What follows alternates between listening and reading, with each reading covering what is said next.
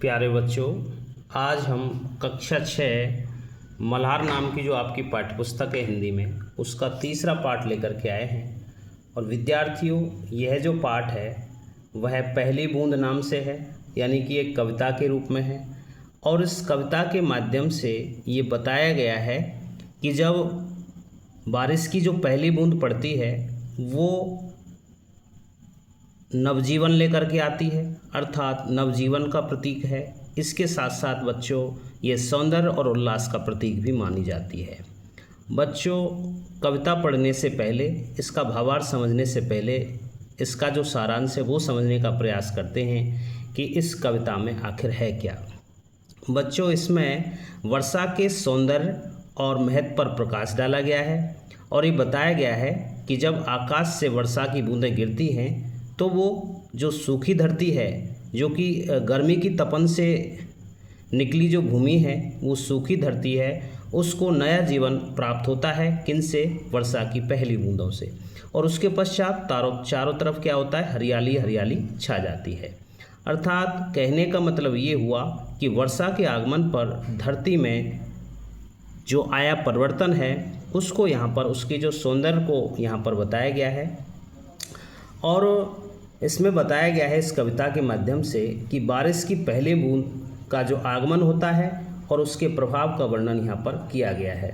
ये जो बूंद है वर्षा की पहली, वो धरती के लिए एक सुखद एहसास है और नवजीवन का प्रतीक है। कवि ने, जो कि इस कविता की जिन्होंने रचना की है, गोपाल कृष्ण कौल, उन्होंने इसे धरती के सूखे ओठों पर अमृत के समान गिरते हुए दिखाया है इन वर्षा की बूंदों को, जिससे धरती में हरियाली और जीवन लौट आता है।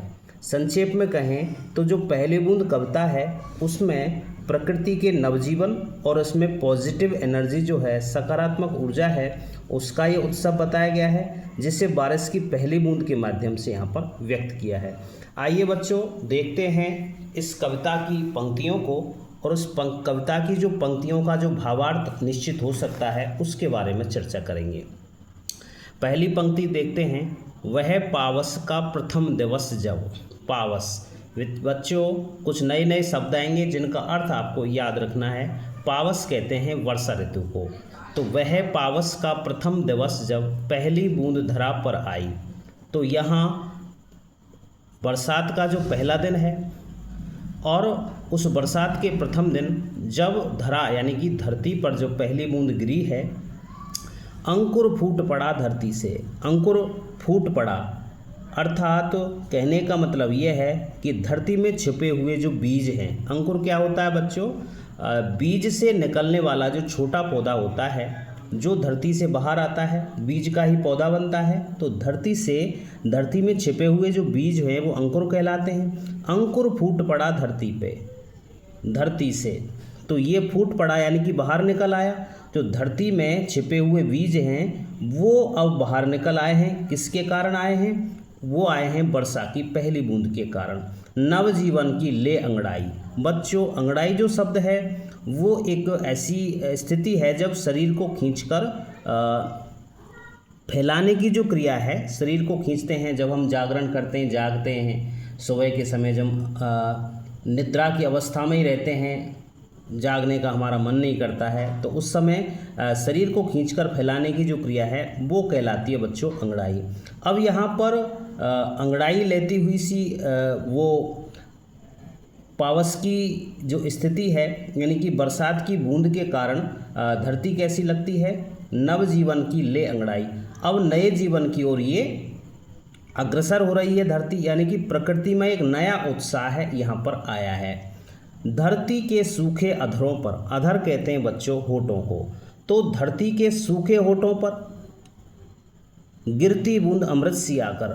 तो धरती का जो सूखा अंचल है वो होठ उनको बताया गया है कि जिस प्रकार से मानव के ओठ सूख जाते हैं और उस पर जब पानी पड़ता है तो उनकी प्यास बुझाने का वो काम करता है, तो इसी प्रकार से धरती के सूखे अधरों पर गिरी बूंद अमृत सी आकर। जो धरती का जो सूखे अधर जो है, जो क्षेत्र धरती का सूखा हुआ है, उस पर जो बारिश की पहली बूंद गिरती है वो कैसी है, अमृत सी आकर अमृत के समान नवजीवन प्रदान करने वाली वो बूंदें हैं।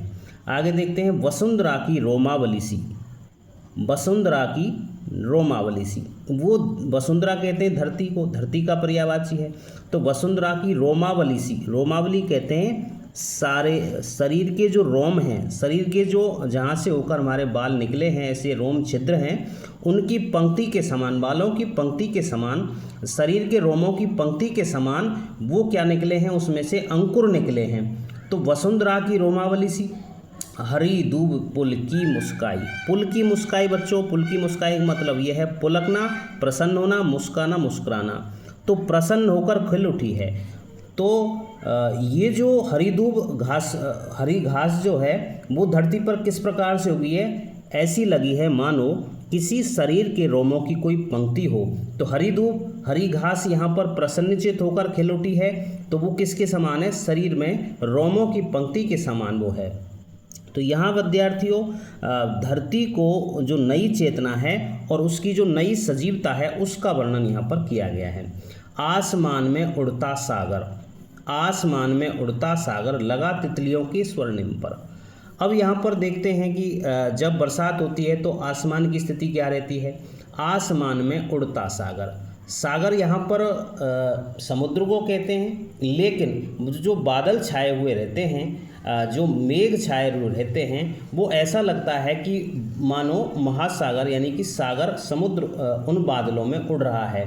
तो आसमान में उड़ता सागर लगा बिजलियों के स्वर्णिम पर, स्वर्णिम कहते हैं बच्चों गोल्डन यानी कि सोने के, अर्थात सुनहरे पंखों से युक्त जो सागर है वो कैसे दिखाई देता है, आसमान में उड़ते हुए सागर के समान वो बादलों के रूप में दिखाई पड़ता है। बजा नगाड़े जगा रहे हैं, नगाड़ा कहते हैं बेटा डंका को, यानी कि बजने वाला, बजाने जाने वाला जो यंत्र होता है, बजा नगाड़ा जगा रहे हैं। तो यहाँ जो बादल जब गरजते हैं तो गरजने वाले बादलों की जो आवाज़ है और जो बिजलियों की आवाज़ है वो कैसे दिखाई दे रहे हैं, मानो नगाड़े बज रहे हों। बादल धरती की तरुणाई, बादल धरती की तरुणाई, अर्थात तरुणाई कहते हैं युवावस्था को।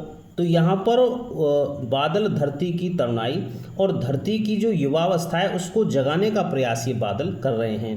किस प्रकार से कर रहे हैं, यहाँ पर बिजलियों का स्वर हो रहा है, तो वो युवावस्था को मानो जगाने का प्रयास कर रहे हैं। पहली बूंद धरा पर आई, और ये जो पहली बूंद है उसकी बारिश की ये आई है। आगे देखते हैं, नीले नैनों सा यह अंबर, नीले नैनों सा यानी कि सा शब्द लग रहा है बच्चों, तो यहाँ सा का मतलब हुआ जैसा, नीले नैनों सा यह अंबर, ये जो आकाश है, अंबर यानी आकाश, ये जो आकाश है वो नीली आंखों के समान दिखाई दे रहा है। आकाश का रंग उस समय कैसा दिखता है, नीली नैनों के समान, नीले आंखों के समान ये आकाश दिखाई दे रहा है। काली पुतली से, और काली पुतली के समान, आंखों की जो पलकें हैं, पुतलियां हैं, काली पुतली के से ये जलधर, यानी कि काले बादल कैसे दिखाई दे रहे हैं, आंखों की जो काली पुतली है उनके समान ये काले बादल दिखाई रहे हैं। तो यहाँ पर जो अंबर है, आकाश है, वो तो कैसा दिखाई दे रहा है, नीले नेत्रों के समान,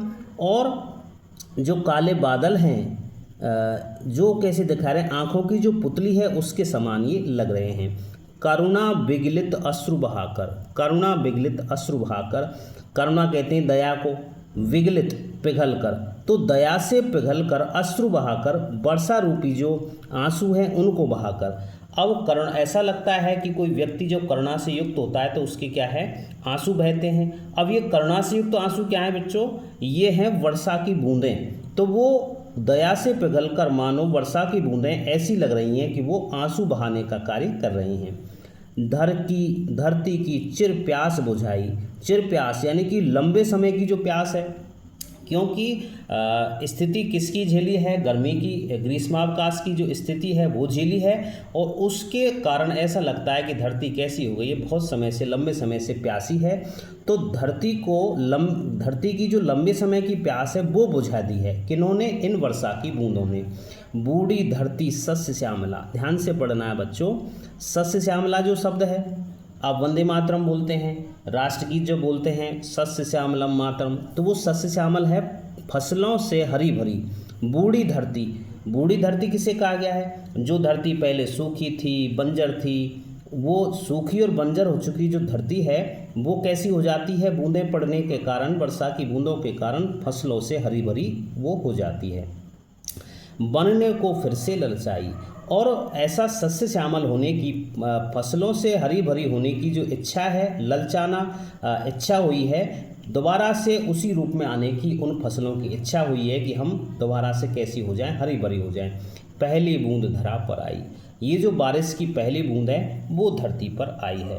तो यहाँ बच्चों पूरी की पूरी कविता में ये जो पहली बूंद है बारिश की वो नवजीवन का प्रतीक है, सौंदर्य का प्रतीक है और उल्लास का प्रतीक है। उसके सारांश में यही है कि वर्षा का जो सौंदर्य है और उसका जो महत्व है उस पर यहाँ पर कवि के द्वारा बच्चों प्रकाश डाला गया है। तो आप कविता को याद रखें, याद करने का प्रयास करें, जो जो शब्दावली आई हैं उनको याद करने का प्रयास करें।